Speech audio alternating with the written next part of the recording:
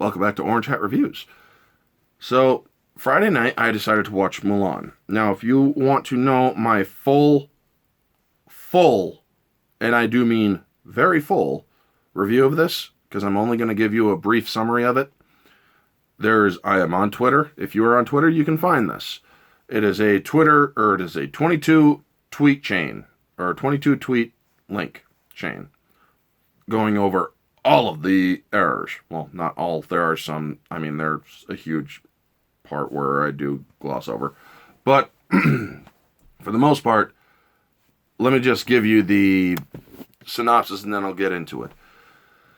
While heavily flawed, Mulan does bring some entertainment, but is bogged down by unnecessary identity politics and narratives, missing essential elements and borrowing from other mythologies for no reason, foregoing the romantic element to push female independence when the chemistry and opportunity was there. This movie was only good from a moviegoer's perspective, where, from a reviewer's perspective, this movie is subpar to complete failure due to its flawed and confused narratives. Now, the flawed and confused narratives, they were pushing the whole women power thing. 5th century China. In this movie, the mother is constantly belittling the father of Mulan. If you did that, let's just say that during the 5th century, any woman who disrespected their man would be physically disciplined. They would be struck or harmed physically. That's just the facts of the world, folks. Back then, that is the normal. Yeah. The romantic element.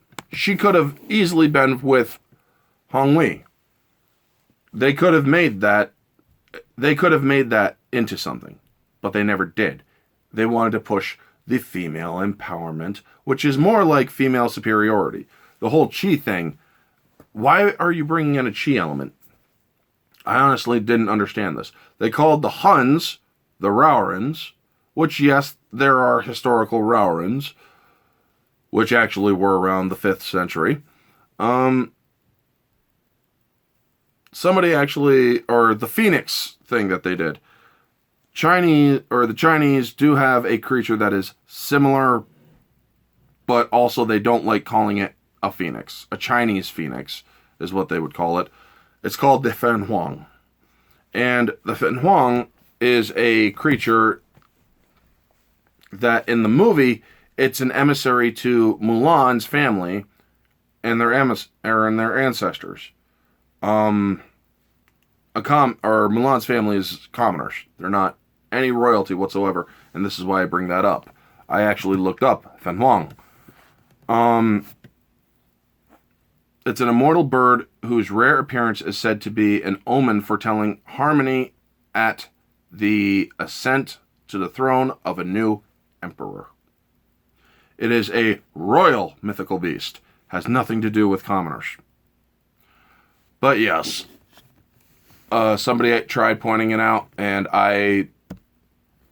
they were very respectful, so I actually gave them a respectful answer back.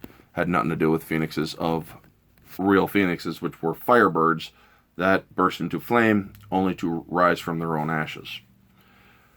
This movie's battle tactics are horrendous, but Shadiversity, he did a wonderful video destroying all of them. This movie was not good, folks.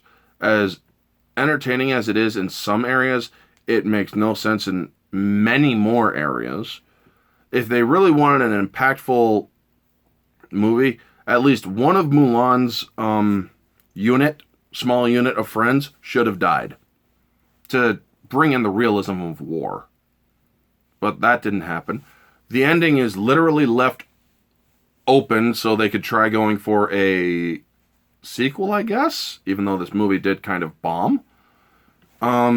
Because she was invited to be a royal guard to the emperor.